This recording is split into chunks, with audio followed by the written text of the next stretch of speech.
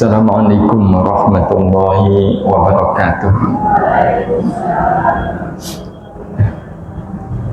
Bismillahirrahmanirrahim. Alhamdulillah wa syukrulillah. Tsumma ssalatu wassalamu ala Rasulillah Nabiyyina Muhammad ibn Abdillah wa ala alihi wa ashabihi wa mawalah. La haula wa la quwwata illa billah, amma ba'd. Bapak dan Ibu sekalian majelis tazkiyah yang dirahmati Allah, masih dalam suasana Idul Fitri. Tidak ada ucapan yang lebih baik di antara kita kecuali taqabbalallahu minna wa minkum salihal a'mal wa ja'alana Allah wa iyyakum minal 'aidin wal faizin kullu 'amin wa antum bi khair. Ya, mudah-mudahan Allah menerima semua amal baik kita, amal ibadah kita selama Ramadan kemarin, menjadikan kita semua termasuk orang-orang yang kembali kepada fitrah diri kita, al-faizin, dan orang-orang yang senantiasa sukses, bahagia. Wa kullu 'amin wa antum bi khair, dan mudah-mudahan sepanjang waktu kita semua berada dalam kebaikan. Amin ya Allah ya Rabbal alamin. Bapak Ibu yang dirahmati Allah, Idul Fitri sejatinya adalah karunia yang aslinya kita rasakan tidak hanya di tanggal 1 Syawal. Jadi mirip-mirip Lailatul Qadar sebenarnya. Lailatul Qadar itu harusnya adalah sepanjang waktu. Ya, karena Allah menurunkan Al-Quran kan tidak hanya di tanggal ganjil, tidak hanya di bulan Ramadan. Iya. Nah, karena itu di kesempatan pengajian ini, pengajian pertama setelah Idul Fitri, maka tidak ada salah kalau sejenak kita ingin sama-sama memahami pesan moral Idul Fitri. Ya, memahami pesan menjadi penting agar Idul Fitri itu terasa sepanjang masa. Jadi sama seperti semisal kita ketemu dengan seseorang, ya ketemunya mungkin cuma 5 menit, ya, tapi kemudian beliau memberikan pesan-pesan yang sangat berkesan. Ya, maka pertemuan 5 menit itu tidak hanya sekedar berusia 5 menit. Walau kita sudah tidak lagi bertemu dengan beliau, ya, tapi pesannya terus ya, membersamai hidup kita. Maka sama, Idul Fitri itu kan sebenarnya ya, kalau lihat waktu cuma 1 hari. Ya, 1 Syawal, tanggal 2 Syawal itu sebenarnya sudah bukan Idul Fitri. Ya, cuma kita ya, orang Indonesia Idul Fitri 2 hari. Ya, kenapa 2 hari? Ya, tanggal 1 merah, tanggal 2 juga merah. Ya. Dan maka kalau seandainya kita tidak menangkap pesan moral dari Idul Fitri, ya, lewat Idul Fitri ya sudah. Ya, tidak ada sesuatu ya, yang kita rasakan dari Idul Fitri ini. Nah, terus apa pesan moral dari Idul Fitri? Kalau secara bahasa, Id sepakat artinya adalah kembali. Itu Id. Ya. Id atau Idul itu artinya kembali, tetapi pengertiannya kembali tidak untuk pergi. Kembali tidak untuk pergi. Ya. Karena ada orang yang kembali tapi setelah itu pergi. Nah, kalau dalam bahasa kita kan namanya pulang. Ya, Bapak pulang, besok pergi. Nah, kalau Id itu ya udah kembali dan tidak akan lagi pergi. Nah, kembalinya kemana? Kembalinya kepada Fitri. Nah, fitri ini pada akhirnya nanti dikaji oleh banyak ahli yang ternyata mengandung banyak arti.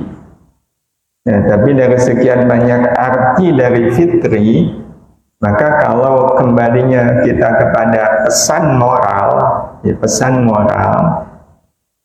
karena ada yang mengatakan fitri di sini artinya makan-makan. Ya, dari kata al-fatur, dan itu memang tidak salah. Jadi kalau dalam Idul Fitri diartikan kembali makan-makan, ya memang faktanya betul. Ya begitu Idul Fitri kita kembali makan. Ya, al-fatur itu persisnya sarapan pagi. Ya, jadi kembali sarapan pagi. Setelah selama Ramadan nggak ada sarapan pagi. Begitu Idul Fitri kita kembali sarapan pagi. Itu tidak salah. Dan memang faktanya kalau Idul Fitri kita tidak boleh tidak sarapan. Bahkan sunnahnya kalau Idul Fitri kita sudah makan sebelum berangkat sholat Id. Ya, sekali lagi itu tidak salah. Tetapi sebagian kemudian mengartikan fitri di sini kembali kepada fitrah diri kita seperti saat lahir ke alam dunia. Dan pengertian ini juga tidak salah. Ya, tidak salahnya yang pertama karena Rasul mengatakan barang siapa yang puasa dan beribadah di bulan Ramadan karena iman dan ikhtisab, ghufira lahu ma taqaddama min dzambi. Diampuni dosa-dosanya yang telah lalu. Nah, kalau diampuni dosa-dosa yang telah lalu kan ya berarti kembali bersih sebagaimana waktu lahir. Ya, sebab waktu kita lahir disebutkan oleh Nabi kita Muhammad sallallahu alaihi wasallam dalam hadis yang diriwayatkan oleh Imam Muslim, kullu mauludin yuladu ala fitrah. Ya, nggak tahu bayinya siapa. Setiap bayi itu lahir dalam keadaan fitrah. Fitrah artinya suci, bersih. Nah, dari pengertian ini, Bapak Ibu Majelis Tazkiyah yang dirahmati Allah, kita jadi memahami ya, bahwa kalau begitu hakikat fitrah hidup adalah menuntun kita untuk menjaga diri dari segala yang mengotori kejernihan fitrah baik berupa dosa, salah maupun sia-sia. Inilah fitrah hidup. Menuntun kita untuk menjalani hidup ini betul-betul bersih, jernih. Sehingga orang kalau betul-betul sudah kembali kepada fitrah kan artinya kembali suci, kembali bersih. Nah, orang yang betul-betul dalam keadaan bersih, dalam keadaan jernih, maka dorongan untuk menjaga diri dari segala yang mengotori kejernihan fitrah itu menjadi semakin alamiah. Ya, menjadi semakin alamiah, menjadi semakin kuat. Sebagai contoh, Bapak Ibu habis mandi, membersihkan badan, ganti baju. Nah, setelah itu Bapak Ibu harus keluar, ternyata harus melewati jalan seperti ini. Kalau badan kita lagi kotor, badan kita penuh lumpur, baju kita juga, ketemu jalan seperti ini masalah nggak? Nggak. Sisan gitu. Iya. Tapi kalau dalam keadaan bersih, kita kan mikir, ini kalau saya lewatin kotor badan saya. Nah, ternyata di tengah jalan ini ada semacam pijakan. Ya, kira-kira Bapak Ibu kita akan memilih jalan ini atau jalan yang ini? Yang kanan atau yang kiri? Kenapa? Menjaga jangan sampai baju saya kotor. Ya, kita tidak akan mengambil jalan yang akan membuat kita kotor. Dan seperti ini alamiah nggak Ibu? Alamiah. Udah muncul ya, di dalam diri kita dorongan yang kuat, oh berarti saya harus melewati jalan yang ada pijakannya ini. Karena dengan melewati jalan yang ada pijakannya, maka saya insya Allah terjaga dari kotornya air atau kotornya lumpur. Nah, ibu-ibu dan bapak sekalian, sebenarnya itulah yang terjadi dengan hidup. Iya. Kalau digambarkan ya, dengan analogi lain, hidup adalah perjalanan mengarungi lautan kehidupan menuju pantai harapan. Semua orang menjalani hidup pasti dengan logika seperti ini. Jadi mengarungi lautan menuju pantai harapan. Nah, dalam perjalanan menuju pantai harapan, maka kita akan menemukan manusia itu terbagi menjadi 3. Yang pertama, tenggelam di dalam dosa. Dia tenggelam dalam dosa. Yang kedua, terombang-ambing dalam sia-sia. Sehingga nggak nyampe-nyampe, terombang-ambing terus. Nah, yang ketiganya, selamat dengan bahtera rahmat. Ya, selamat itu artinya ya, dia sudah sampai di pantai harapan. Nah, dari 3 kemungkinan ini, ya, posisi kita ada di mana, Ibu? Tenggelam, terombang-ambing, atau sudah selamat? Ya. Yang mana Bapak Ibu? Ya. Sudah selamat? Atau tenggelam? Sebenarnya kalau tenggelam enggak. Ya, sebab kalau tenggelam enggak ada di sini sekarang. Sudah tenggelam. Ya, tapi kalau sudah selamat? Sudah selamat, sudah sampai Ibu. Maksudnya selamat bukan meninggal ya. Maksudnya sudah sampai di tujuan pantai harapan, sudah.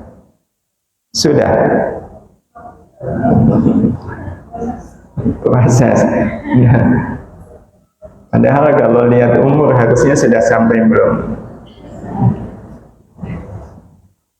Jadi ibarat mengarungi lautan Jawa dari Tanjung Perak ke Pelabuhan Balikpapan, kalau naik kapal itu katanya 3 hari. Nah, itu udah 3 bulan kok belum nyampe.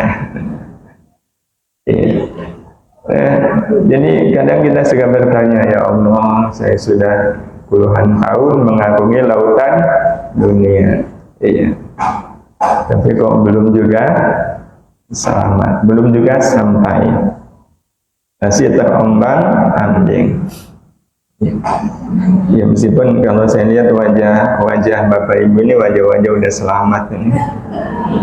Wajah-wajah udah sampai. Nah, jadi kita memang pada akhirnya hanya akan bisa selamat sampai tujuan, yaitu ketika kita mengarungi lautan kehidupan ini dengan bahtera rahmat. Jadi kalau orang mengarungi lautan kehidupan ini tidak dengan bahtera rahmat, ya, tidak dengan bahtera bernama rahmat, memang kemungkinannya 2. Kalau nggak tenggelam ya terus terombang-ambing. Ya. Jadi catatannya adalah kita mengarungi bahtera kehidupan lah, mengarungi lautan kehidupan selama ini pakai bahtera apa? Ada yang mengatakan ya pakai bahtera amal. Ya, kira-kira bahtera amal bisa membuat orang sampai nggak? Hanya berbekal bahtera amal tanpa ada rahmat di dalamnya. Nah, ya terombang-ambing. Jadi memang satu-satunya bahtera yang akan mengantarkan kita sampai ke tujuan namanya adalah bahtera rahmat. Dan itu Allah isyarahkan Isyarahnya kita temukan di surat Yasin. Ibu Bapak hafal surat Yasin? Insya Allah yang pertama hafal.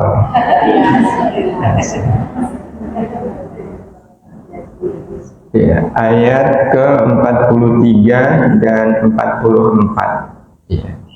Jadi di ayat 43-nya Allah berfirman, wa in nasha nughriqhum fala sarikha lahum wa lahum yunqadun.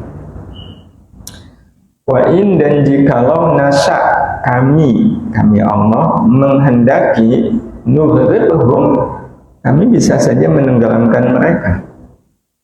Ya, menenggelamkan mereka manusia. Nughriq itu berarti asumsinya di lautan. Ya, mengarungi lautan. Ya. Kami bisa saja menenggelamkan mereka. Ala sarikha, maka tidak ada penolong lahum bagi mereka, wala, dan tidak ada hum, mereka itu yang qaduna diselamatkan. Jadi kami bisa saja menenggelamkan mereka. Nah, Allah menenggelamkan itu bukan tanpa alasan. Allah menenggelamkan karena mereka hidup bergelimang dosa. Jadi dosa itu akan membuat seseorang tenggelam ya, pada saat mengarungi lautan kehidupan. Jadi bisa saja tenggelam. Allah melanjutkan, illa rahmatan minna wa mata'an ilahi. Illa, kecuali rahmat minna, dari kami. Kecuali rahmat dari kami. Jadi yang membuat seseorang itu tidak tenggelam, yang membuat orang bisa selamat itu karena rahmatan minna, rahmat dari kami, wa mata'an, dan kesenangan ilahinin sampai masa yang dikehendaki. Dan kesenangan sampai masa yang dikehendaki. Kesenangan karena mendapatkan rahmat. Orang kalau hidup mendapatkan rahmat, maka ya seperti tadi Bapak Ibu lihat bagaimana perjalanan perahu itu lurus. Ya. Kalau ombak menghantam tapi perahunya tidak ikut terpengaruh, itu rasanya naik perahu senang ya? Oh, senang. Ya. Kesenangan ilahinin sampai waktu yang ditentukan. Waktu yang ditentukan itu maksudnya sampai datang ajal. Ya. Sampai akhirnya betul-betul sampai di pantai harapan, dan pantai harapan itu tiada lain adalah husnul khatimah.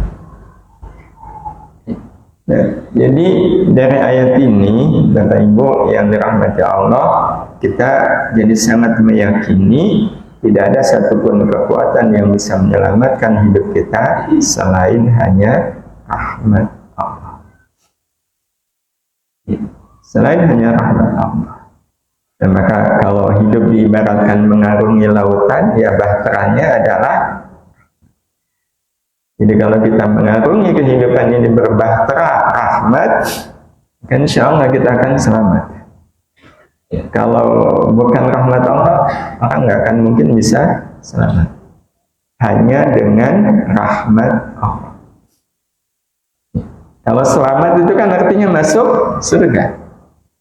Ya, dan faktanya besok kita masuk surga itu karena apa? Rahmat Allah. Ya, rahmat Allah. Ya. Nah, kalaulah kekuatan yang bisa menyelamatkan hidup kita adalah rahmat Allah, maka tidak ada kekuatan yang membuat manusia tidak selamat kecuali kekuatan manusia itu sendiri. Jadi yang membuat manusia celaka, tidak selamat adalah kekuatan manusia itu sendiri. Yakni ketika manusia menyandarkan hidupnya pada kekuatan dirinya, pada kekuatan dirinya. Walaupun Bapak Ibu yang dirahmati Allah, yang dia lakukan amal baik, walaupun yang dilakukan adalah amal baik. Jadi contoh semisal ada orang yang merasa jadi orang baik karena dia punya kekuatan, yaitu kekuatan ilmu. Ya, saya jadi orang soleh begini kan karena ilmu saya banyak. Karena ilmu saya banyak. Walaupun memang amal dia banyak, tapi dia mengatakan bahwa amal saya banyak ini karena ilmu saya banyak. Berarti dia menggantungkan amal kepada ilmunya, pada kekuatan ilmunya. Maka untuk orang-orang seperti ini kemungkinannya cuma dua, kalau nggak tenggelam ya terombang-ambing. Ya, bisa jadi dia tenggelam dalam kesombongannya. Ya, dia menyombongkan ilmunya, ya wajar aja lah, ilmu saya banyak, ilmu saya kuat, ya amal saya juga kuat. Kan berarti dia sombong. Nah, ibu-ibu dan bapak-bapak sekalian yang dirahmati Allah Subhanahu wa taala, jadi kebaikan pun itu bisa membuat orang tenggelam atau terombang-ambing kalau menyandarkannya pada kekuatan dirinya, bukan pada rahmat Allah. Jadi kalau seandainya kita sadar betul ya, bahwa keselamatan itu adalah dengan rahmat Allah, ya sebaik apapun kita selalu mengatakan bahwa ini semua adalah rahmat Allah. Wah, ibu ini luar biasa. Waktu Ramadan katanya sehari bisa 3 juz. Kemudian bapak atau ibu ngendikan, ya ini semua rahmat Allah. Kalau bukan karena rahmat Allah, nggak mungkin saya bisa khatam sehari 3 juz. Nah, kalau ini yang kita katakan, insya Allah kita selamat. Kenapa? Karena saya merasa bahwa yang membuat saya bisa melakukan amal ini adalah rahmat Allah. Tapi kalau seandainya ada orang mengatakan, ibu luar biasa, sehari bisa khatam 3 juz, iyalah, bagi saya itu mudah. Kenapa bu mudah? Saya udah lancar baca Quran itu dari TK. Dari TK saya itu udah lancar baca Quran. Jadi kalau Ramadan begini sehari 3 juz ya nggak masalah. Berarti dia menyandarkan kelancaran dia baca Quran pada khatam 3 juz, dia sandarkan pada kekuatan lancarnya dia di dalam membaca Quran. Nah, karena itu Nabi kita Muhammad sallallahu alaihi wasallam mengajarkan kepada kita doa. Apa doanya? Fala takilni ila nafsi tarfata ain. Fala takil, maka janganlah engkau menyerahkan diriku ila nafsi kepada diriku. Ya Allah, jangan kau serahkan diriku ini kepada diriku. Menyerahkan itu artinya ya Allah nggak ngurus, Allah nggak memberikan rahmat, ya Allah tidak mengaruniakan rahmat. Ya, itu kan sama dengan ya, kita diserahkan oleh Allah kepada diri kita sendiri. Ya, jadi kalau orang tua kan kadang kalau lihat anaknya susah diatur, bilangnya apa? Sa'arabmu. Ya, nah ini sesuatu yang sangat berbahaya. Ya, sedemikian berbahayanya sampai Rasul mengajarkan doanya, jangan kau serahkan diriku ya Allah kepada diriku tarfata ain, walau sekejap mata. Jadi kalau seandainya sekejap mata saja Allah nggak memberikan rahmatnya kepada kita, itu masalah. Kalau Allah tidak memberikan rahmatnya kan berarti Allah menyerahkan kita kepada diri kita. Wah, itu pasti masalah. Dan sehingga Bapak Ibu yang dirahmati Allah, kita sadar sesadar-sadarnya kalau kita butuh rahmat. Maka tanpa rahmat Allah, hidup manusia akan berjalan terombang-ambing, bahkan tenggelam dalam kepura-puraan, kepalsuan, bahkan kezaliman terhadap diri sendiri. Itu tanpa rahmat Allah.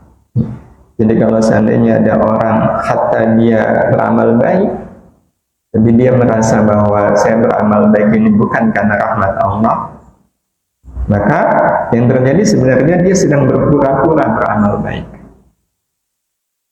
Jadi para malaikat akan mencatat orang ini sebagai orang yang pura-pura beramal baik. Pura-pura itu kan artinya kelihatannya berbuat baik, tapi kenyataannya tidak. Bahasa lainnya ya palsu. Palsu itu kan lihat bungkusnya permen, tapi pas dibuka kok isinya batu. Itu kan namanya permen palsu. Nah, hal yang sama dengan orang yang beramal baik, ya, tapi tanpa rahmat Allah. Tanpa rahmat Allah itu ya tidak merasa bahwa saya bisa beramal baik ini adalah rahmat Allah. Itu kepura-puraan, itu kepalsuan, bahkan itu kezaliman kepada diri sendiri. Nah, Bapak Ibu yang dirahmati Allah, terus bagaimana caranya kita mengimplementasikan rahmat Allah ini di dalam hidup kita? Ya, karena hidup hanya akan menjadi sebuah kepura-puraan tanpa rahmat. Ya, bagaimana kita mengimplementasikannya? Nah, kalau mengimplementasikannya pertama, ya, kita mengulang kembali apa yang kita sudah sepakati, ya, kalau hidup adalah perjalanan. Nah, kalau hidup adalah perjalanan, berarti hidup harus dijalani. Ya, harus dijalani.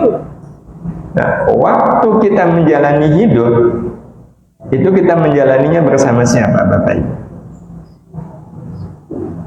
Nah, ini yang kita lihat kaitannya dengan fitrah. Iya, kaitannya dengan fitrah. Ya, fitrah itu kan sama dengan tabiat, ya, watak. Jadi kalau hidup adalah perjalanan, berarti hidup ini harus dijalani. Nah, yang kita jalani bersama, ternyata kita harus menjalani hidup ini bersama 3 sosok. Yang pertama adalah diri kita sendiri. Ya, karena kita tidak akan mungkin menjalani hidup tanpa diri kita. Jadi tidak bisa tidak waktu kita menjalani hidup ya bersama kita. Ya, di mana kita ada, ya diri kita ada. Nah, apakah hanya dengan diri sendiri? Enggak. Ya, kita juga mau tidak mau menjalani hidup ini ya bersama sesama. Kita tidak akan mungkin menjalani hidup ini sendirian. Iya, nggak akan mungkin. Jadi faktanya, ya, berarti ini kan sama dengan fitrahnya. Itu berarti ya sesuatu yang alamiah. Kita pasti mau tidak mau menjalani hidup ini bersama sesama. Ya, segala sesuatu itu hanya akan bisa kita jalani ketika kita menjalaninya bersama sesama. Kita ngaji saat ini, ya, bisa nggak kita ngaji sendirian? Ngaji thalabul ilmi maksudnya. Kita yang ceramah, kita yang mendengarkan. Ya. Jadi mau nggak mau kita hidup, kita jalani bersama sesama. Nah, selain dengan sesama, kita juga tidak bisa tidak. Ya, kita jalani hidup ini bersama Allah. Kenapa? Ya, karena saya hidup di dunia. Saya tinggal di bumi. Bumi ini milik Allah. Kita makan rezeki pemberian Allah. Minum yang disediakan oleh Allah. Menghirup nafas, oksigen pemberian Allah. Ya, sehingga kalau ada orang yang mengatakan saya nggak butuh Allah, saya bisa menjalani hidup ini tanpa Allah. Bisa kok. Apa susahnya saya menjalani hidup ini tanpa Allah? Bisa. Ya nggak apa-apa kalau nggak merasa butuh sama Allah, tapi harus konsisten. Kalau memang nggak butuh sama Allah, ya jangan tinggal di bumi milik Allah. Jangan makan rezeki, makanan rezeki dari Allah, minuman yang disediakan oleh Allah, dan itu jelas nggak mungkin. Nah, Bapak Ibu, karena hidup ini harus kita jalani bersama diri sendiri, sesama dan Allah, maka inilah amal kita. Kalau ini kan memang bagian dari fitrahnya hidup. Fitrahnya hidup itu harus kita jalani bersama diri sendiri, sesama, dan Allah. Nah, maka ini yang kemudian menjadi amal kita. Amal kita apa? Amal kita berarti saya harus selesai dengan diri sendiri. Ya, selesai dengan diri sendiri itu artinya ya saya nggak ada masalah dengan diri saya sendiri. Karena kita bisa bayangkan kalau seandainya kita menjalani hidup bersama diri sendiri, tapi kita masih punya masalah dengan diri sendiri.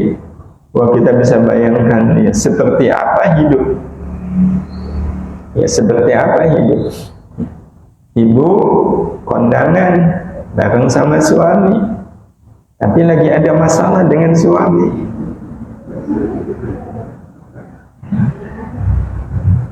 Pernah ibu? Wah, itu kan bisa dibayangkan seperti apa. Padahal itu cuma perjalanan untuk kondangan. Susahnya bukan main. Apalagi perjalanan hidup, punya masalah dengan diri sendiri. Nah, yang kedua, karena hidup ini kita jalani bersama sesama, ya kita juga otomatis harus selesai dengan sesama. Harus selesai dengan siapapun.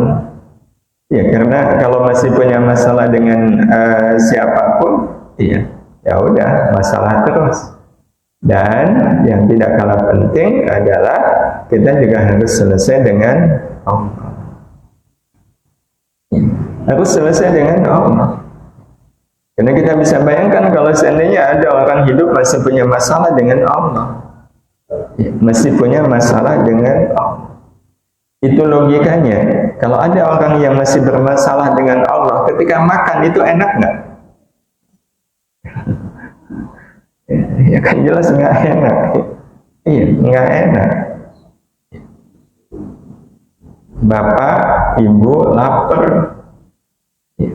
terus ada yang ngasih makan, tapi yang ngasih makan itu orang yang kita dengan beliau ada masalah. Itu rasanya makanan pemberian itu kita apakan?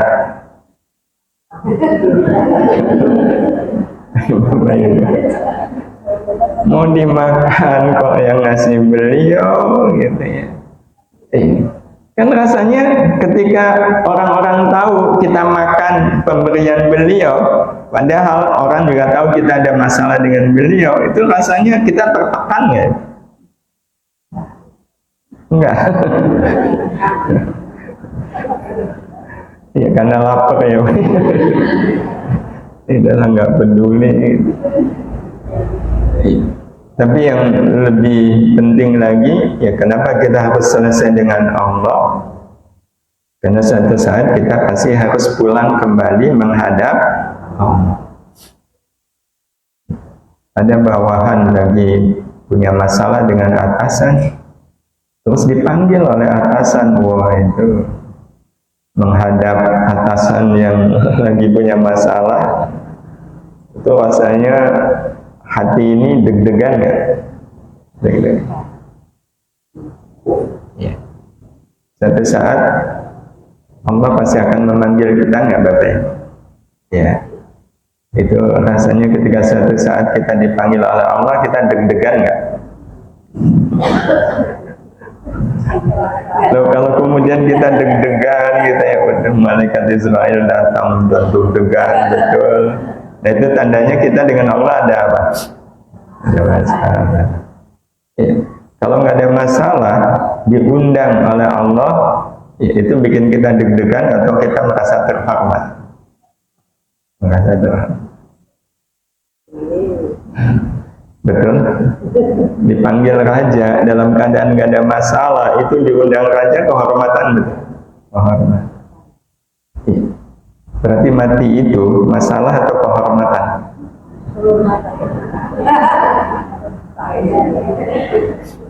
Nah, sehingga dari tiga ini kita jadi punya kesimpulan, Bapak Ibu yang dirahmati Allah, hidup yang cuma sekali-kalinya ini, tugas kita apa?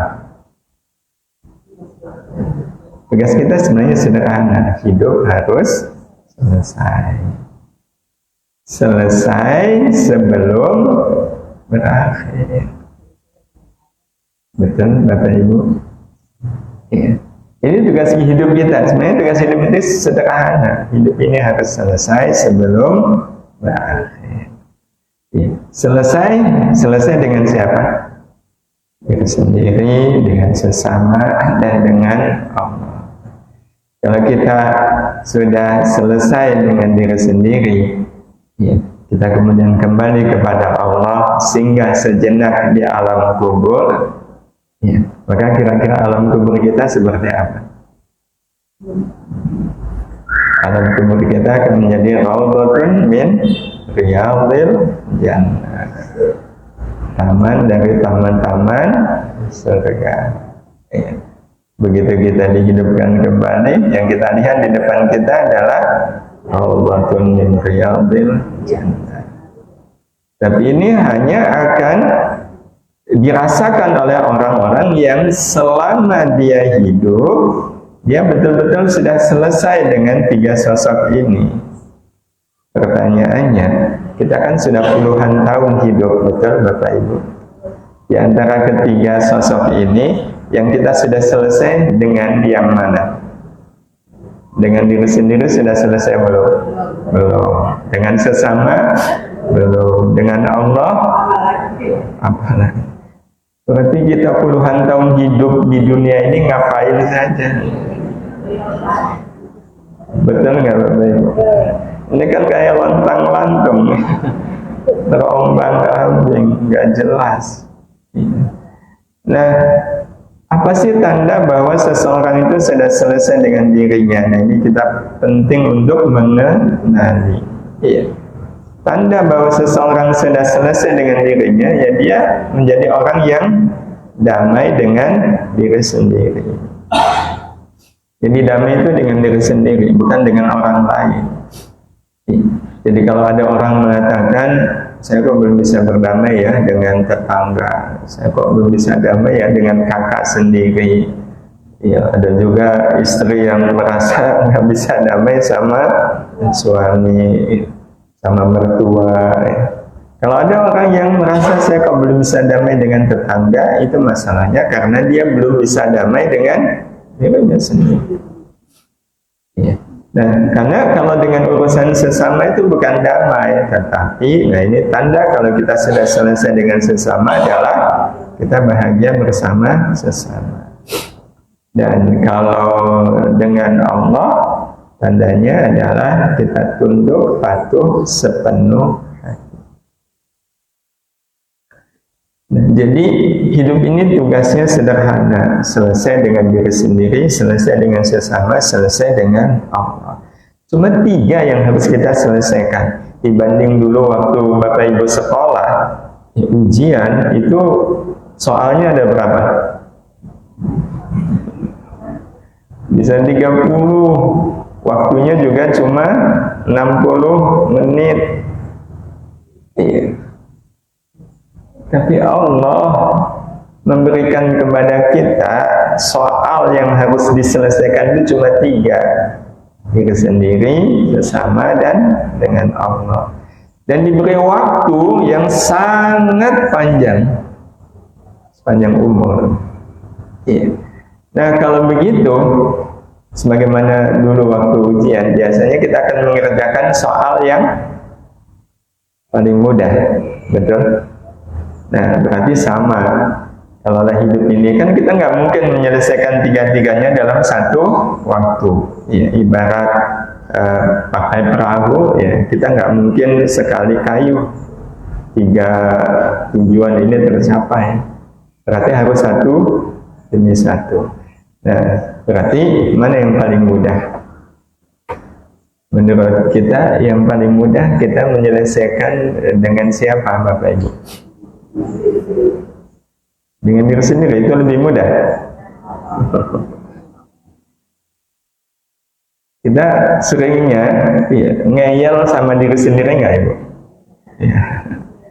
Sering. Ini saatnya sudah azan, saatnya sholat, gitu. Tapi kok tanggung? Itu namanya kita belum selesai dengan diri sendiri. Yang paling mudah menyelesaikan urusan kita dengan Allah. Itu sebenarnya yang paling mudah. Dengan Allah. Nah caranya juga mudah. Caranya real, nyata. Yaitu bagaimana kita bisa tunduk patuh sepenuh hati kepada Allah. Jadi ini langkah pertama kita. Nah dari langkah pertama ini tentu kita akan mudah untuk menyelesaikan urusan kita dengan diri sendiri, termasuk juga urusan kita dengan sesama. Kuncinya ada pada sejauh mana kita tunduk patuh sepenuh hati kepada Allah. Nah terus seperti apa wujud dari kita tunduk sepenuh hati kepada Allah? Cukup dengan ini bocorannya ya. Bocorannya itu mudah sekali. Ya. Nah yang pertama adalah beramal baik semata karena Allah suka. Ya. Jadi kita isi hidup karena tunduk itu kan membuat kita jadi beramal baik. Bukti bahwa kita tunduk kepada Allah adalah amal kita baik, yakni baik menurut Allah. Nah, maka pengertian beramal baik di sini beramal baik menurut Allah. Nah, kita melakukannya itu semata karena Allah suka. Jadi cukup kita lakukan apapun amal baik itu dasarnya adalah semata karena Allah suka. Kalau ada sebab-sebab yang lain itu tidak kita jadikan sebagai sebab primer. Itu cuma sebab sekunder bahkan tersier. Jadi semisal ibu hadir di pengajian karena sebelumnya diundang, dan maka diundang itu sebab ibu ngaji yang primer, sekunder atau tersier. Itu sekunder, bukan primer. Yang primernya saya ngaji ini karena Allah suka. Bahwa sebelumnya saya diundang, lah itu sebab lain. Tapi bukan itu yang menyebabkan saya mengaji. Yang menyebabkan saya mengaji karena saya tahu Allah suka saya mengaji. Titik. Sedekah sebabnya apa? Ya udah, sebabnya karena Allah suka. Kalau ada unsur saya kasihan, siapa lagi yang menolong dia, itu bukan sebab primer. Bukan. Ya. Kasihan itu hanya pemicu saja bahwa kemudian saya menolong orang ini ya karena saya tahu Allah suka saya menolong orang lain. Ya.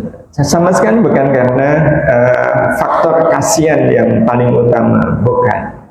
Ya. Sehingga kita tidak sampai mengatakan kalau nggak ada yang nolong dia, siapa lagi yang nolong dia. Nah, itu artinya sudah ada unsur apa ibu? Sombong. Ya. Tanpa disadari dia sudah sombong. Dia menyandarkan amal menolong itu pada kebaikan dirinya. Ya. Saya nggak ada lagi yang bisa nolong dia kalau bukan saya. Makanya saya nolong dia. Ya enggak. Jadi apapun amal kita dasarnya cuma satu karena Allah suka. Titik. Yang lain itu sekunder bahkan tersier. Nah yang keduanya ditunaikan dengan hati yang sangat suka. Ini sebenarnya pernah kita sampaikan tapi ini kita ingin mengingat kembali. Ditunaikan dengan hati yang sangat suka. Nah hati yang sangat suka ini sebenarnya menjadi konfirmasi betulkah kita menolong orang beramal baik itu karena Allah suka. Jadi contoh paling mudah yang sering kita sampaikan, kalau kita menolong tetangga yang baik kepada kita, Allah suka nggak? Suka. Kalau kita menolong tetangga yang tidak baik, Allah suka. Yang Allah lebih suka tetangga yang tidak baik. Berarti hati kita secara otomatis akan lebih suka nolong tetangga yang mana? Nah itu tanda bahwa kita tunduknya sepenuh hati. Ya, sepenuh hati. Wajar nggak ibu? Wajar. Kita sudah bisa seperti ini? Belum. Nah kalau belum, kenapa? Berarti kita beramal itu untuk Allah atau karena Allah suka atau karena saya suka? Kalau Allah suka menolong tetangga yang tidak baik, Allah lebih suka. Berarti mana yang hati kita lebih suka? Tetangga yang tidak baik. Betul? Kalau betul, kenapa? Tetangga yang nggak baik rasanya berat sekali nolong dia. Itu berarti kita memang belum selesai dengan Allah. Ya. Nah, mau nggak mau memang ini yang harus kita lakukan. Ya. Yang harus kita lakukan. Ya. Bapak Ibu, kalau sholat jamaah lebih suka mana? Imam baca surat Qul atau An-Naba An-Nazi'at? Dua-duanya. Ya, kalau imam baca Qul jelas Allah suka. Kalau baca An-Naba An-Nazi'at, Allah lebih suka. Berarti kita lebih bahagia, lebih senang kalau imam baca. Itu berarti kita betul tunduk kepada Allah itu dengan sepenuh hati. Karena kita sholat itu untuk diri sendiri atau untuk Allah?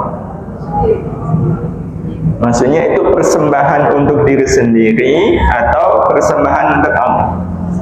Persembahan untuk Allah. Kalau persembahan untuk Allah kan berarti yang terbaik menurut Allah. Ibu saja kalau ngasih apa ke orang dibungkus, itu biasanya bungkusnya menyesuaikan siapa? Yang mau dikasih ya. Ya kalau ngasih buat pembantu bisa jadi pakai kertas koran cukup. Tapi ini untuk ibu bupati semisal, mungkin nggak pakai bungkus koran, pakai bungkus sebaik-baiknya. Apalagi ini untuk Allah. Dan yang terakhir, berharap hanya yang Allah suka. Ini berarti betul-betul kita tunduk kepada Allah itu dengan sepenuh hati, berharap hanya yang Allah suka. Dan ternyata Bapak Ibu, yang Allah suka ya, dari amal-amal kita, dari harapan-harapan kita, yang Allah suka itu apa? Ternyata yang Allah suka adalah kalau kita beramal harapannya rahmat. Harapannya rahmat Allah. Itu yang Allah suka. Yang Allah suka, Allah itu sangat suka kalau kita melakukan amal kebaikan, dasarnya harapannya adalah rahmat Allah. Ya Allah, saya hanya mengharapkan rahmat-Mu dari amal-amal saya ini. Dan seperti poin yang pertama, beramal baik semata karena Allah suka. Ya, semata karena Allah suka. Maka sama. Ya, yang ketiga ini juga, kalaupun ada harapan yang lain, itu bukan harapan primer. Dia menjadi harapan yang bahkan manajemen kita, amal-amal kita, Bapak Ibu yang dirahmati Allah, kalaupun ada harapan yang lain selain rahmat, ya, ada harapan lain selain rahmat. Ya, harapan lain selain rahmat itu contohnya kalau amal kita berobat, harapannya sembuh. Iya. Kalau ibu masak harapannya matang dan dimakan keluarga. Itu kan sebenarnya harapan yang nyambung dengan amal. Tapi walaupun nyambung dengan amal, kita nggak pernah ngereken.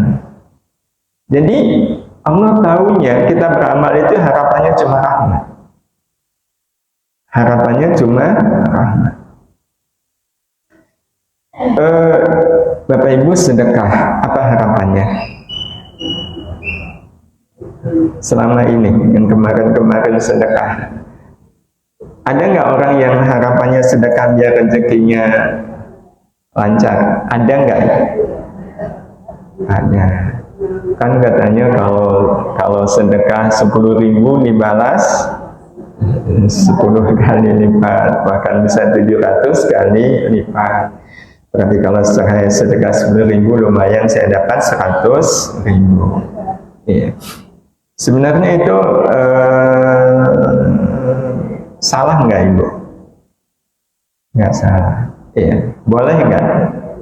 Ya boleh-boleh aja. Iya, boleh-boleh aja. Tapi kan kalau kita analogikan ya, kita sedekah itu sebenarnya bakti kita ke orang yang kita sedekahi atau bakti kita ke Allah. Bakti kita ke Allah. Ibu, bapak punya anak yang sangat bakti, tetapi bapak ibu tahu ini bakti anak, ada maunya ini. Dan bapak ibu tahu ini ada maunya ini. Ya, kalau tiba-tiba nyuci piring ini pasti pengen uang jajannya ya ditambah. Ya. Bapak ibu nyalahkan anak nggak? Enggak. Cuma bagi kita sebagai orang tua itu rasanya oh ternyata cuma itu harapannya. Maka kalau seandainya ada orang yang sedekah harapannya biar rezekinya banyak, ya terus memang betul rezekinya banyak, berarti udah selesai belum? Udah. Ya udah, kan pengen rezekinya banyak, oleh Allah dikasih rezeki banyak, ya udah selesai. Tapi ada rahmat nggak yang Allah berikan kepada dia? Nah, sebagaimana ketika anak ibu ya nyuci biar uang jajannya ditambah, terus ibu nambah uang jajan, itu ibu merasa udah selesai belum? Ya udah. Tapi ibu ada kasih sayang yang bertambah nggak ke anak? Ya nggak ada kasih sayang yang bertambah. Kenapa? Karena saya tahu si anak ini ada maunya, dan maunya dipenuhi oleh ibu, oleh bapak, ya udah. Maka kalau seandainya ada orang yang beramal berharap yang lain selain rahmat, Allah bisa saja memberikan harapan itu, tetapi secara otomatis tidak ada. Padahal kita semua amat sangat membutuhkan rahmat Allah. Amat sangat membutuhkan rahmat Allah. Ya, karena kita ingin mengarungi bahtera kehidupan ini dengan selamat. Nah, sementara kita hanya akan selamat dengan rahmat Allah. Dan cara mendapatkan rahmat Allah ya dengan cara beramal baik semata karena Allah suka, ditunaikan dengan hati yang sangat suka dan berharap hanya yang Allah suka, dan harapan itu adalah rahmat Allah. Ulaika yarjuna rahmat. Nah, kalau kita sudah seperti ini, Bapak Ibu yang rahmat Allah, itu artinya kita sudah selesai dengan Allah. Dan kalau kita sudah selesai dengan Allah, nextnya apa? Ini nextnya. Siapapun yang telah selesai dengan Allah, maka selesai dengan Allah itu ya 3 poin tadi ya, sudah kita tunaikan. Maka ia akan memahami dan merasakan apapun yang ada dalam hidup ini sebagai rahmat Allah. Iya. Jadi begitu memang yang nanti akan terjadi. Iya. Jadi startingnya memang kita harus selesai dengan Allah. Begitu selesai dengan Allah, maka kita betul-betul akan dibuat oleh Allah memahami dan merasakan apapun yang ada dalam hidup ini sebagai rahmat Allah. Iya. Dan itu juga sudah dimaklumatkan oleh Allah yang kita pernah sampaikan surat Al-A'raf ayat 156, rahmati wasi'at kulla syai'. Rahmatku itu meliputi segala sesuatu. Rahmatku itu meliputi segala sesuatu. Meliputi di sini artinya berada di dalam segala sesuatu. Berada di dalam segala sesuatu. Nah, sementara kita tahu segala sesuatu dalam hidup kan kemungkinannya cuma 2. Kalau tidak membuat kita senang, ya membuat kita susah.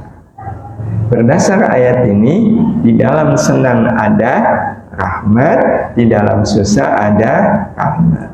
Berarti senang dan susah adalah rahmat Allah.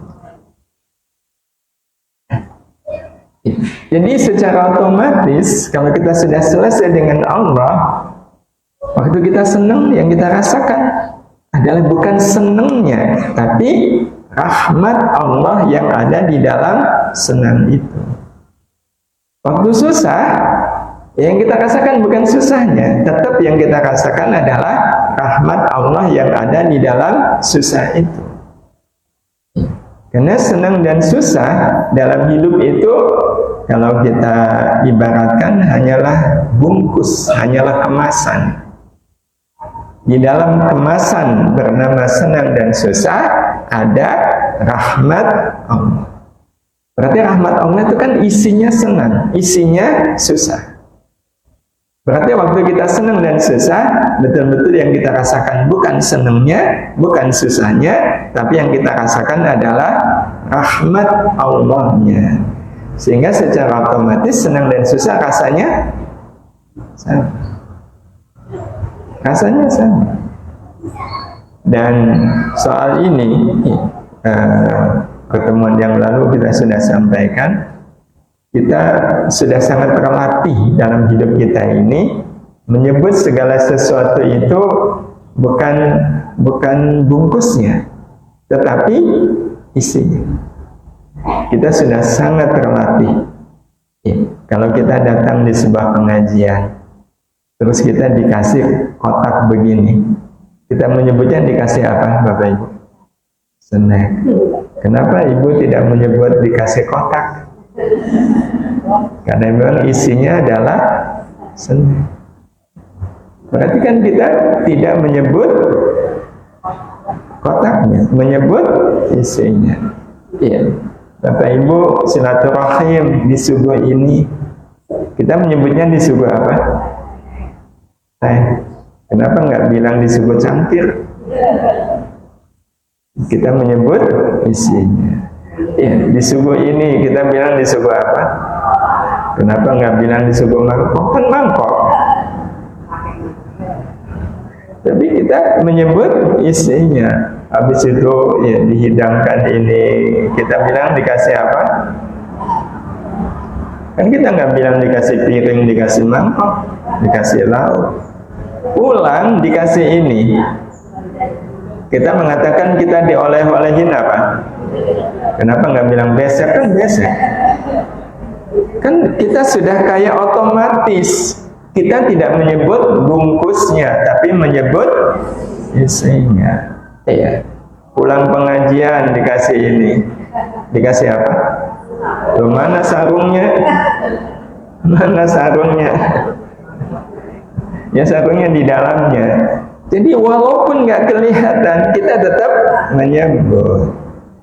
Maka Bapak Ibu yang dirahmati Allah, inilah yang akan terjadi ketika orang sudah selesai dengan dirinya. Bapak Ibu mungkin bekerja, mungkin dagang, mungkin apa, ya. Ternyata kemudian dapat ini. Kita menyebutnya dapat apa? Bukan, dapat rahmat Allah. Iya, kita tidak mengatakan dapat uang, enggak, tapi saya mendapatkan rahmat Allah. Jadi bagi saya uang itu adalah rahmat Allah. Iya. Apalagi sekarang dolar lagi lumayan. Tapi kalau seandainya dengan pekerjaan yang sama, iya, dengan dagang yang sama, iya, ternyata Bapak Ibu dapatnya segini. Ini kalau di total berapa? 188.000. Kalau yang ini berapa ini Bapak Ibu? Ya, beda. Tapi sekali lagi kalau kita dapatnya ini, kita menyebut dapat apa? Rahmat Allah. Berarti kalau kita bekerja, tapi hasilnya beda, dagang, tapi keuntungannya tidak sama, itu rasanya kita menerima keuntungan, menerima hasil itu rasanya sama atau beda? Kalau bilang beda berarti belum selesai dengan Allah. Iya. Kalau orang sudah selesai dengan Allah, dapat 10 juta itu dari siapa? Dapat 188.000 dari siapa? Nah, yang kita lihat uangnya atau yang memberi? Yang memberi. Maka penghargaan kita sama. Penghargaan kita sama. Kita tidak membeda-bedakan penghargaan. Kecuali memang kalau masih anak-anak ya. Kalau masih anak-anak kan yang melihatnya adalah wujudnya. Iya.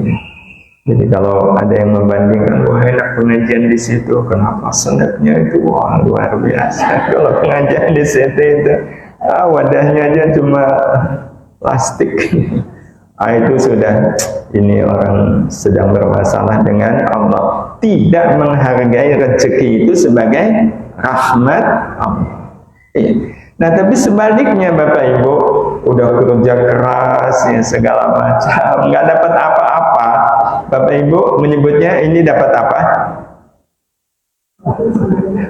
Dapat apa? Ya tetap dapat, bukan pujian, bukan. Saya dapat rahmat Allah. Iya, dapat rahmat Allah. Rahmat Allahnya apa? Tidak dapat apa-apa. Tidak dapat apa-apa itu rahmat Allah, bukan? Rahmat Allah. Itu rahmat Allah. Ya, apakah dengan kita tidak mendapatkan apa-apa dari kita nolong orang, dari kita bekerja, kita nggak dapat apa-apa? Apakah itu berarti kita sama sekali nggak dapat rahmat Allah? Ya dapat. Apa rahmat Allahnya? Kita bekerja itu sudah rahmat Allah. Dagang jujur itu rahmat Allah. Sehingga kalau kita dagang rugi dengan dagang untung, itu rasanya sama atau beda? Kalau beda, berarti kita menghargai rahmat Allah itu hanya ketika ada, ketika untung. Dan itu memang isyarah Bapak Ibu, kita belum selesai dengan Allah. Kalau orang yang sudah selesai dengan Allah akan menyambut semuanya dengan bahagia. Bahagia karena rahmat Allah. Nah sekarang sebaliknya, udah kerja dengan baik, nggak dapat apa-apa, malah dapat caci maki. Kita merasakan dapat apa Bapak Ibu?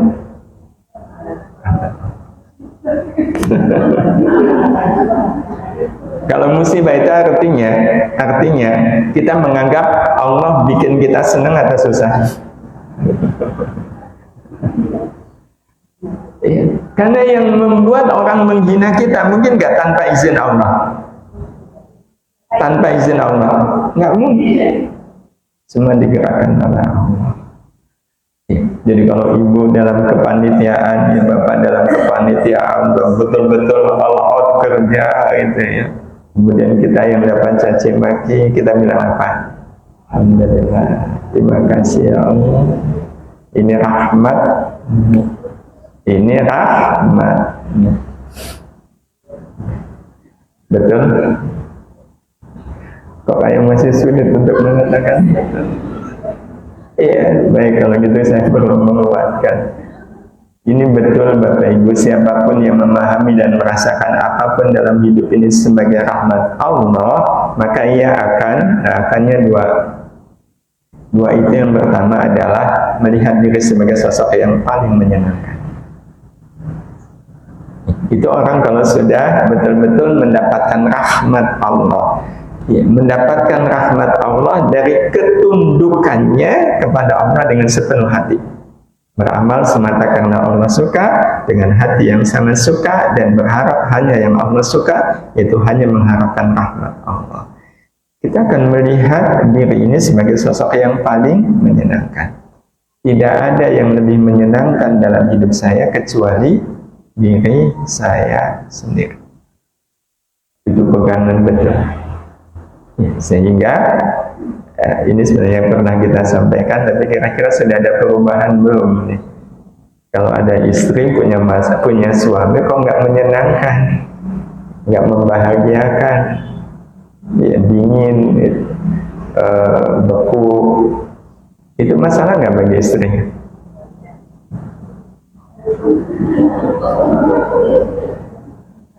Punya istri rewel, bawel, ngeyel, masalah? Ya enggak. Kenapa enggak? Karena saya masih punya diri saya sendiri yang mampu dan bisa membuat saya bahagia. Dan memang faktanya sebenarnya yang bisa membuat kita bahagia siapa? Lantas kenapa bergantung pada suami? bergantung pada orang tua, bergantung pada tetangga. Padahal kita punya diri kita sendiri yang bisa mampu membuat kita bahagia. Ya, yang paling bisa membuat kita bahagia diri kita sendiri. Yang sering saya analogikan, ya kalau bapak-bapak pengen bikin teh, lebih suka bikin sendiri atau dibikinkan? Kalau ada suami yang bilang ya lebih suka dibikinkan, itu pasti suami yang nggak punya selera teh. Kalau orang nggak punya selera teh kan ya yang penting pokoknya minum teh. Kayak apa tehnya, pokoknya yang penting teh. Tapi kalau orang sudah punya selera teh, dia bisa membedakan. Ya, dan kalau pengen seleranya sesuai, ya nggak ada pilihan kecuali bikin sendiri. Itu paling sesuai, berapa kadar gulanya, ya kekentalan tehnya, kehangatannya. Ya, kalau sudah agak dingin sedikit, ada nggak enak. Nah, jadi ini yang pertama. Nah, yang kedua, Bapak Ibu, ini orang kalau sudah betul-betul telah mendapatkan rahmat Allah, memandang kehidupan dari sudut pandang pengertian, bukan pengertian, apalagi kebodohan. Iya. Jadi kalau sampai ada orang yang bersahabat sama kebo, ada kebo yang sangat berbahaya, namanya dohan. Kalau ada kebo namanya dohan, itu bahaya banget.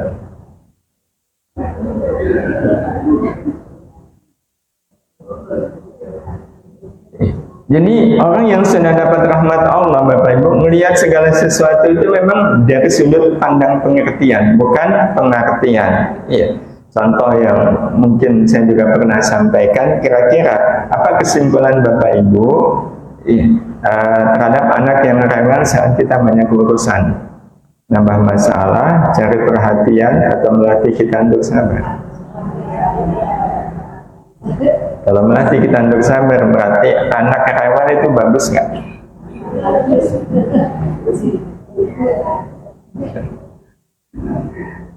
Iya. Ada yang merasa, ya Allah, terima kasih Engkau sudah hadirkan anak rewel yang dalam keadaan sedang banyak urusan. Dan Bapak Ibu yang dirahmati Allah Subhanahu wa taala, orang-orang yang memang dapat rahmat Allah itu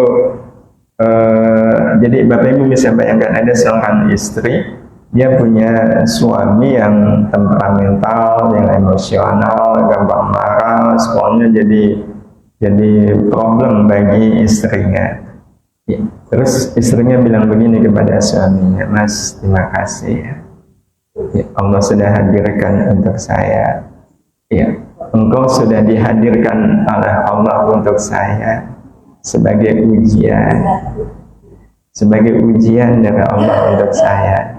Doakan saya ya Mas, mudah-mudahan saya lulus menghadapi ujian. Itu kira-kira kalau kita sebagai suaminya dibegitukan sama istri gimana?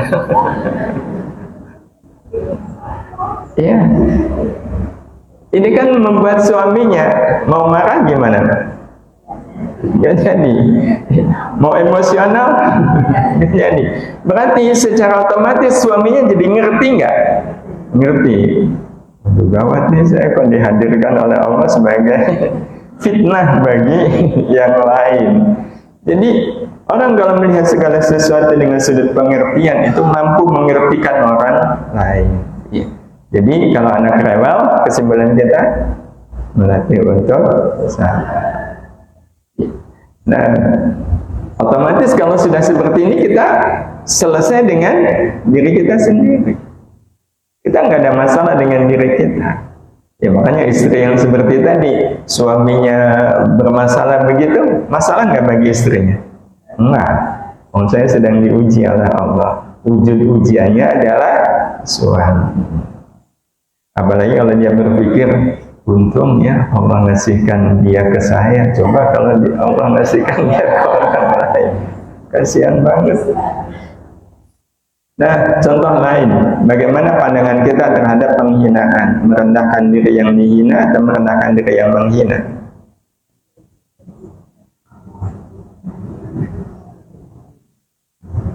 Merendahkan diri yang dihina atau merendahkan diri yang menghina. Merendahkan diri yang menghina, betul? Kalau betul, nah ini ujian apakah kita melihat ini dengan pengertian atau pengertian atau kebodohan. Terus apa yang kita rasakan saat dihina? Marah atau kasihan? Benar. Acung tangan yang kasihan ketika dihina. Ya Allah, kasihan sekali ini orang menghina saya. Iya. Tapi sebenarnya betul nggak kita kasihan? Ya, karena dia sedang merendahkan dirinya sendiri. Lantas kenapa kita marah? Kita marah itu tanda berarti kita belum selesai dengan diri kita. Kita bertentangan dengan kesimpulan kita sendiri. Maka kalau seandainya kita kasihan, betul-betul kasihan, nah itu tanda berarti kita sudah selesai dengan diri sendiri. Dan kita bisa selesai dengan diri sendiri itu pada akhirnya tiada lain adalah dengan rahmat Allah. Dan tanpa rahmat Allah kita nggak akan pernah bisa selesai dengan diri kita sendiri. Faktanya ini kan kita sudah diberitahu bahwa orang kalau menghina kita berarti dia sedang merendahkan dirinya sendiri. Kita sudah tahu, kita sudah punya pengetahuan. Tapi lihat nanti kalau betul-betul ada orang yang menghina kita jatuh marah atau jatuh kasihan? Nah kalau kemudian jatuh marah, itu kan berarti semakin menguatkan kita. Iya ya Allah, berarti saya nggak bisa mengandalkan semuanya ini pada pengetahuan saya. Saya butuh rahmat-Mu ya Allah. Nah untuk bisa dapat rahmat Allah ya tadi kita selesai dengan Allah. Ya. Nah, ini yang terakhir. Kalau kita sudah merasa senang dan susah adalah rahmat Allah, maka hidupnya pasti akan bahagia. Hidupnya akan bahagia. Ya karena dihina orang, kasihan kan berarti bahagia. Dan sebenarnya Bapak Ibu yang rahmat Allah, kita pengen nggak bahagia? Pengen. Semua kita pasti ingin hidup bahagia. Tapi tahukah kita bahagia itu ada dua macam. Ada bahagia ori dan ada bahagia KW. KW-nya juga ada KW 3, 5, 10. Nah, bahagia yang sebenarnya itu bahagia yang seperti apa Bapak Ibu? Ya, karena orang bisa saja mengatakan saya bahagia karena ini. Tetapi nanti akan kita lihat bahagia yang sebenarnya adalah bahagia yang tidak bisa dirasakan kecuali karena rahmat. Kalau bahagia itu bukan karena rahmat Allah, itu bahagia yang palsu. Kawin. Ya. Ada wanita wajahnya cantik, kemudian dia bahagia. Apakah dia yakin dalam cantiknya dia itu ada rahmat Allah? Kalau semata-mata karena cantik, itu bahagia yang KW. Apalagi kalau dia mengatakan, ya karena saya melakukan perawatan, mahal ini perawatan saya, udah KW-nya KW 15. Ya. Jadi bahagia yang sebenarnya adalah bahagia yang kita peroleh karena rahmat Allah Subhanahu wa Ta'ala. Apa contohnya? Bahagia karena tadi malam sholat tahajud. Ya. Bahagia karena saya bisa sedekah, bahagia karena uang ini ya saya wakafkan, uang ini saya gunakan untuk membantu orang lain. Itu bahagia yang hakiki, sebagaimana yang dikatakan oleh Allah di surah Yunus ya, ayat 58, qul bi fadlillahi wa bi rahmatihi fa bidzalika falyafrahu wa khairum mimma yajma'un. Katakanlah Muhammad, dengan karunia Allah dan rahmatnya hendaklah dengan itu mereka berbahagia. Jadi kita bahagia itu karena rahmat Allah. Ya. Karunia dan rahmat Allah itu lebih baik daripada apa yang mereka kumpulkan. Jadi bisa jadi ada orang berusaha mengumpulkan harta, kemudian dia bahagia. Ya, dia bahagia karena bisa mengumpulkan uang banyak. Ada bahagia yang lebih baik, yaitu bahagia karena ya. Nah, nanti ini akan terus mengalir, Bapak Ibu yang rahmat Allah. Ya, mengalirnya kita kalau bahagia betul-betul karena rahmat Allah Subhanahu wa taala, betul-betul karena rahmat Allah, maka kita tidak mungkin menikmati kebahagiaan itu sendirian. Kita inginnya berbagi dengan sesama. Itu ciri bahwa bahagia kita adalah karena rahmat Allah Subhanahu wa taala. Saya punya uang banyak, ini jelas rahmat Allah. Kalau bukan karena rahmat Allah, nggak mungkin saya punya uang banyak. Kalau orang sadar bahwa saya punya uang banyak ini rahmat Allah, dia tidak ingin menikmati uang itu sendirian. Berbeda dengan orang yang ya saya punya uang banyak karena saya kerja keras. Saya kerja keras, peras keringat banting tulang. Sehingga kantornya itu berisik orang kan banting-banting tulang. Banjir itu kantornya. Nah, kalau kemudian akhirnya mereka punya uang banyak, itu cenderungnya mereka tidak ingin berbagi. Ya, kalaupun berbagi ya itu settingan aja. Ada udang di balik batu. Nah, secara otomatis poin ini akan dibutuhkan untuk membuat kita selesai dengan sesama. Karena standar selesai dengan sesama adalah bahagia bersama sesama. Dan kita sudah sering sampaikan bahwa fitrah bahagia itu tidak bisa dirasakan sendirian. Ya, aslinya memang bahagia itu nggak bisa dinikmati sendirian, nggak bisa. Ya, kalau ada orang yang bisa bahagia sendirian, tanpa melibatkan yang lain, itu bahagia yang aneh sekaligus mencuri. Ya kan? Kita curiga, kenapa? Karena orang kalau bahagia cenderungnya senyum. Nah, orang kalau senyum sendirian orang apa? Maka ini yang kadang kita suka bertanya, sudahkah kita bisa bahagia bersama sesama? Ya, dalam soal parkir motor saja kan kita belum lulus, betul? Ada tempat panas, ada tempat teduh. Kita parkirnya di tempat yang mana? Betul. Yang panas buat siapa? Berarti bahagia itu yang penting saya atau orang lain.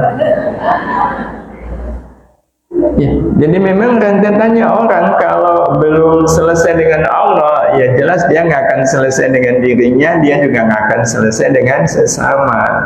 Nah, padahal kembali kepada bahagia yang sebenarnya adalah bahagia yang kita rasakan karena kita membahagiakan sesama. Nah, karena itu rincian selesai dengan sesama memandang sesama sebagai saudara. Kita tidak pernah melihat siapapun sebagai orang lain, enggak. Tidak punya masalah dengan siapapun. Termasuk kita merasa tidak punya masalah dengan orang-orang yang bikin-bikin masalah. Kalau ada orang yang bikin-bikin masalah dengan kita, berarti yang bermasalah siapa? Yang bermasalah? Dia. Saya nggak ada masalah dengan dia. Nggak ada masalah. Jadi betul-betul nggak punya masalah dengan siapapun. Tidak punya masalah itu artinya sama sekali bukan berarti nggak ada masalah. Dalam hubungan suami istri akan selalu ada masalah nggak? Ya. Sebenarnya masalah dalam hubungan suami istri itu masalah bukan? Masalah ketika salah satunya mempermasalahkan. Masalah itu hanya akan jadi masalah kalau dipermasalahkan. Tapi kalau masalah tidak dipermasalahkan, apakah masalah jadi masalah? Masalah justru menjadi batu loncatan untuk naik lebih tinggi. Nah, karena itu kita tidak ingin menjadi sumber masalah bagi sesama, hanya ingin membahagiakan sesama dalam kebaikan. Dan ini bedanya Bapak Ibu, orang yang bahagianya karena rahmat Allah dengan orang yang bahagianya bukan karena rahmat Allah. Seperti yang tadi kita katakan, itu nilainya beda. Kalau bahagia karena rahmat Allah itu asli, kalau bahagia karena selain rahmat Allah itu palsu. Nah kalau palsu itu kan nggak terasa sebenarnya, nggak terasa. Saya membahagiakan tetangga, kenapa? Karena tetangga membahagiakan saya. Itu sebenarnya kita menyenangkan tetangga asli atau palsu? Palsu. Iya, palsu.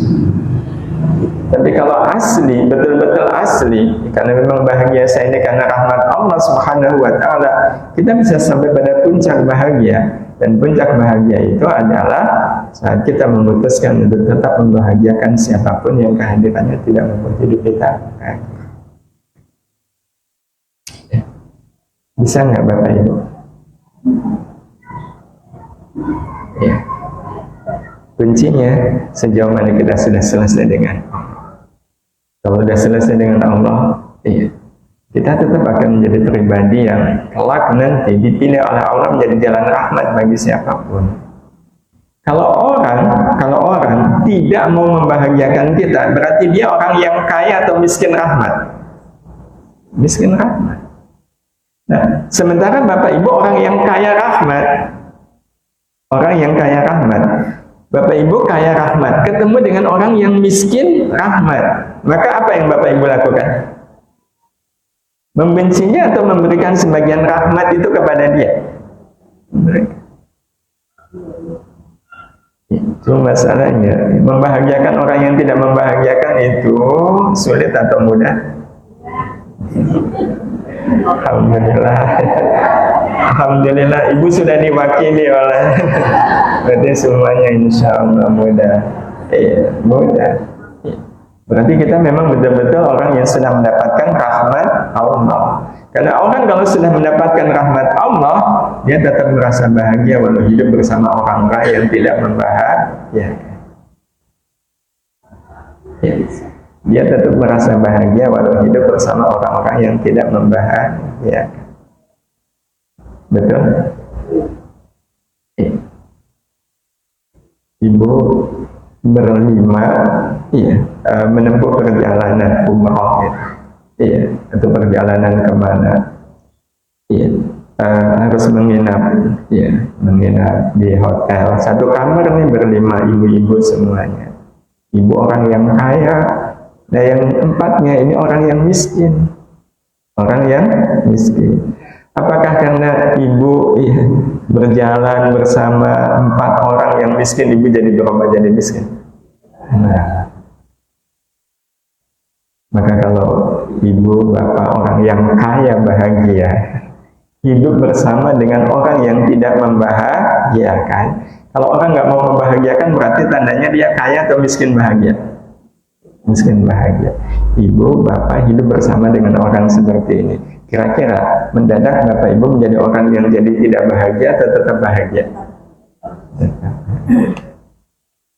Kenapa? Karena bahagianya kita adalah bahagia karena rahmat Allah Subhanahu wa Ta'ala.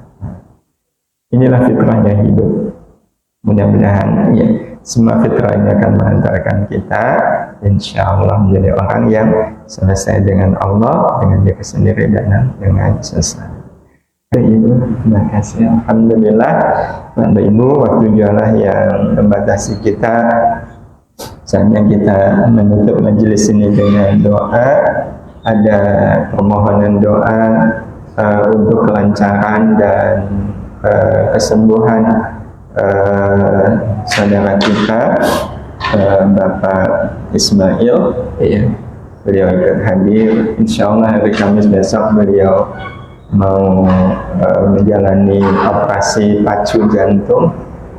Hari Kamis besok kita doakan mudah-mudahan operasinya berjalan dengan lancar dan Allah kembali memberikan karunia sehat untuk beliau sehingga bisa ngaji bersama kita, beramal bersama kita dan mengisi hidup ini insya Allah dengan amal yang lebih baik. Untuk kesembuhan beliau, Al-Fatihah. A'udzubillahi minasyaitonir rajim. Bismillahirrahmanirrahim. Alhamdulillahirabbil alamin. Arrahmanirrahim. Maliki yaumiddin. Iyyaka na'budu wa iyyaka nasta'in ihdinas siratal mustaqim siratal ladzina an'amta 'alaihim ghairil maghdubi 'alaihim waladdallin. Bismillahirrahmanirrahim. Alhamdulillahi rabbil alamin. Allahumma shalli ala sayyidina Muhammad wa ala alihi wa ashabihi ajma'in. Allahumma ya Allah, syukur tiada kira atas nikmat hidup yang Engkau karuniakan kepada kami. Kami bersyukur karena kami tahu ya Allah, keseluruhan hidup kami ini adalah rahmat-Mu. Rahmat-Mu lah yang membuat kami betul-betul bersyukur kepadamu. Karena kami sadar ya Allah, tanpa rahmat-Mu kami tidak akan mungkin bisa menjalani hidup ini dengan baik dan benar. Semua kebaikan kami terjadi semata-mata karena rahmat-Mu. Kami bertemu seperti ini juga adalah semata-mata karena rahmat-Mu. Ya Allah, karena itu rahmati kami, curahkan selalu rahmat-Mu untuk kami. Sungguh ya Allah, kami tidak akan mungkin bisa menjadi hamba-Mu yang baik, hamba-Mu yang mulia kecuali dengan rahmat-Mu. Kami tidak mungkin ya Allah bisa menjadikan diri ini baik hanya dengan kemampuan diri kami. Karena itu ya Allah, fala takilni ila nafsi tarfata ain. Jangan Engkau serahkan diri ini kepada diri kami walau sekejap ya Allah. Kami amat sangat membutuhkan-Mu. Kami fakir ya Allah. Kami sangat berhajat kepadamu, berhajat akan rahmat-Mu. Karena itu rahmati kami, rahmati orang tua kami, rahmati sanak keluarga kami, saudara-saudara kami, sahabat-sahabat kami, wabil khusus ada keturunan kami. Rahmati mereka, rahmati mereka. Curahkan selalu rahmat-Mu ya Allah, yang membuat kami dan mereka selalu mengisi hidup ini hanya dengan amal baik yang kami lakukan semata-mata karena Engkau suka ya Allah. Jangan lagi Engkau izinkan kami melakukan amal baik karena kami suka. Buatlah kami melakukan amal baik semata karena Engkau suka, dengan hati yang suka. Dan ya Allah, jangan lagi Engkau izinkan, jangan lagi Engkau biarkan kami berharap dari amal-amal baik kami selain hanya mengharapkan rahmat-Mu ya Allah. Cukup rahmat-Mu yang menjadi harapan dari amal-amal kami. Kalaupun ada yang lain selain rahmat-Mu ya Allah, kami serahkan sepenuhnya kepadamu. Engkau yang lebih tahu apa yang terbaik untuk kami selain rahmat-Mu. Adapun bagi kami ya Allah, sungguh rahmat-Mu sudah sangat segala-galanya. Cukup rahmat-Mu ya Allah yang menjadi harapan dari amal-amal kami. Bukankah besok kami masuk surga juga adalah karena rahmat-Mu? Karena itu ya Allah, betul rahmati kami, rahmati kami, rahmati kami ya Allah, rahmati kami semua, rahmati saudara-saudara kami yang saat ini hidup dalam kesempitan, rahmati saudara-saudara kami yang sedang dililit kesulitan ya Allah, rahmati pula saudara-saudara kami yang saat ini sedang Engkau karuniakan nikmat sakit ya Allah, rahmati mereka ya Allah, khususnya saudara kami, orang tua kami, Bapak Ismail yang sedang Engkau karuniakan nikmat sakit ya Allah. Kalaulah beliau besok berikhtiar, jadikan ikhtiar beliau adalah ikhtiar untuk menjemput rahmat-Mu ya Allah. Karena itu rahmati saat-saat operasi nanti ya, hari Kamis nanti ya Allah. Rahmati saat-saat beliau dioperasi, saat-saat beliau diobati. Curahkan rahmat-Mu ya Allah, curahkan rahmat-Mu agar operasinya betul-betul operasi yang barokah, operasi yang sesuai dengan keinginan hasil, dan tidak ada hasil terbaik kecuali rahmat-Mu ya Allah. Rahmati beliau dengan Engkau karuniakan untuk beliau nikmat sembuh, nikmat sehat walafiat, agar bisa beramal lebih baik lagi.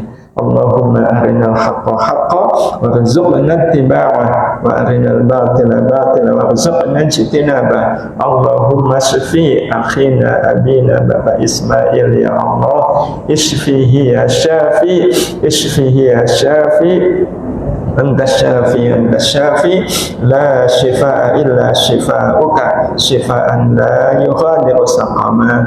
Rabbana la tuzigh qulubana ba'da idh hadaitana wa hab lana min ladunka rahmah innaka antal wahhab. Rabbana atina fid dunya hasanah wa fil akhirati hasanah wa qina adzabannar. Wa sallallahu ala sayyidina Muhammad wa ala alihi wa sahbihi ajma'in. Alhamdulillahi rabbil alamin. Mudah-mudahan Allah mengabulkan doa-doa kita semuanya. Mohon maaf atas segala khilaf. Assalamualaikum warahmatullahi wabarakatuh.